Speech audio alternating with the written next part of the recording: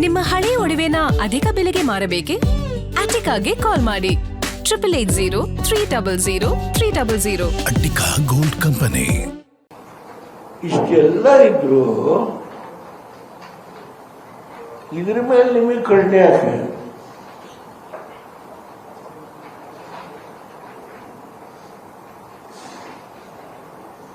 ಯಾಕೆ ಕಣ್ಣು?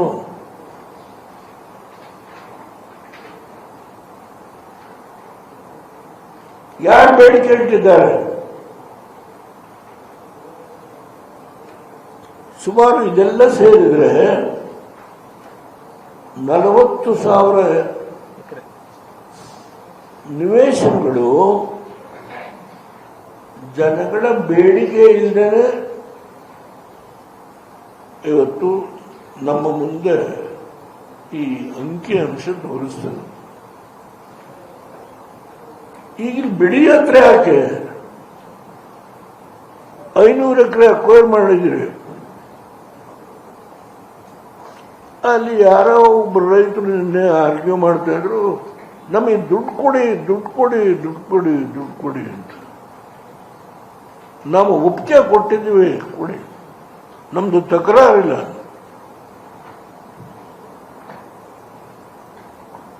ಆ ಹಳ್ಳಿಯ ರೈತರಿಗೆ ಸೇರಿರೋದು 17 ಎಕರೆ.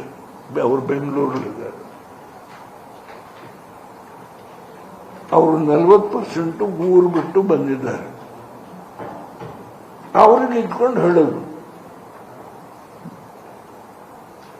ಆ ಗ್ರಾಮದಲ್ಲಿ ವಾಸವಾಗಿರ್ತಕ್ಕಂಥ ಬಡವರು ಅವ್ರಿಗೆ 30-40 ಜನ ಇದೆ.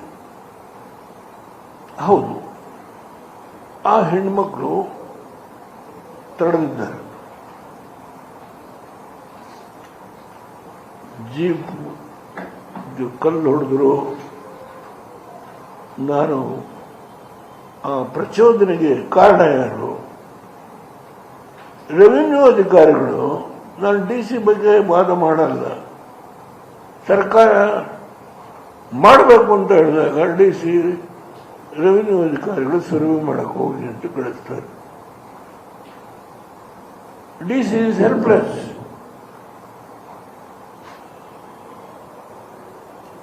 ಈ ಹಂತದಲ್ಲಿ ಈ ರಾಜ್ಯದ ವ್ಯವಸ್ಥೆ ಇದೆ. ಈ ಬಿಡದಿ ವಿಷಯ ಕಾರ್ಪೊರೇಷನ್ ಮಾಡಿದ ಎಷ್ಟು ವರ್ಷ? 1 ವರ್ಷ ಆಯ್ತು.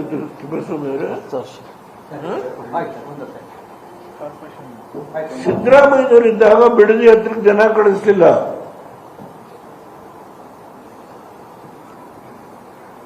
ಕಾರ್ಪೊರೇಷನ್ ಮಾಡಿ ರಾಮನಗರ ಸೇರಿದಂತೆ ಬೆಂಗಳೂರು ದಕ್ಷಿಣದ ಕಾರ್ಪೊರೇಷನ್ ಸಿದ್ದರಾಮಯ್ಯನವರು ಬಿಡದಿ ಹತ್ರ ಕಳಿಸ್ಲಿಲ್ಲ. ಆದ್ರೆ ಇವರು ಬಂದ 1 ತಿಂಗಳೇ ಆಗಿಲ್ಲ. ಇಲ್ಲಿ 40,000 ಸದಸ್ಯರಿಗೆ ನಿವೇಶನ ಮಾಡಿರ್ತಕ್ಕಂಥ ಅಂಕಿ ಅಂಶಗಳಿದೆ. ಯಾಕೆ? ಇದರ ಉದ್ದೇಶ ಏನು? ನಾನು ಇದರ ಬಗ್ಗೆ ಗೊತ್ತಿದೆ. ನನಗೆ ಯಾವ ಕಾರಣದಿಂದ ಇದಕ್ಕೆ ಕೈ ಹಾಕಿದ್ದೀರಿ ಅನ್ನೋದು ಗೊತ್ತಿದೆ ನನಗೆ.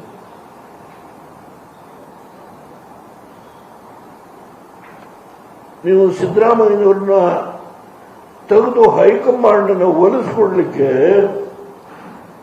ಏನೇನ್ ಮಾಡಿದ್ರಿ ಆಶ್ವಾಸನ, ಅದನ್ನ ನೀವು ಇವತ್ತು ಸಂಪೂರ್ಣಗೊಳಿಸಬೇಕು. ಆ ಸಂಪೂರ್ಣಗೊಳಿಸಕ್ಕೆ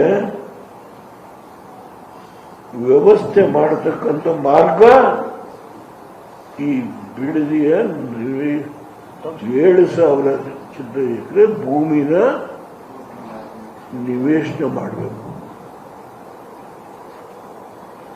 ಇದಕ್ಕೆ ಗೌರ್ಮೆಂಟ್ ಗ್ಯಾರಂಟಿಯಿಂದ ಸುಮಾರು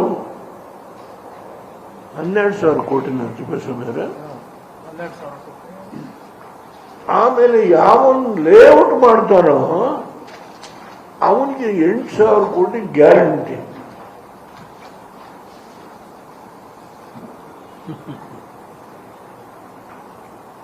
ಇದು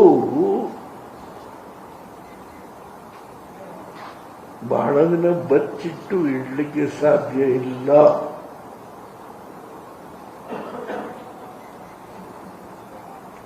ನಾನು 24ನೇ ತಾರೀಕು ಕಾಗದ ಬರೆದಿದೆ, ನಿಜ. ನಿಮಗೆ 20 ದಿನ ಟೈಮ್ ತಗೊಂಡಿದ್ದೀನಿ ನಿಮಗೆ ನಿಮ್ಮ ಮುಂದೆ ಈ ವಿಷಯನ ಇಡ್ಲಿಕ್ಕೆ. ನಾನು ಹೋರಾಟದ ಜಾಗಕ್ಕೆ ಹೋಗಿಲ್ಲ. ಹೋದರೆ ಪ್ರಚೋದನೆ ಮಾಡಿದ್ರು ಅಂತ ನನ್ನ ಮೇಲೆ ಆಪಾದನೆ ಬರಬಾರದು ಅಂತ ಹೇಳಿ ಗ್ಯಾರಂಟಿ ನ್ಯೂಸ್, ಸುದ್ದಿ ಖಚಿತ, ನ್ಯಾಯ ನಿಶ್ಚಿತ.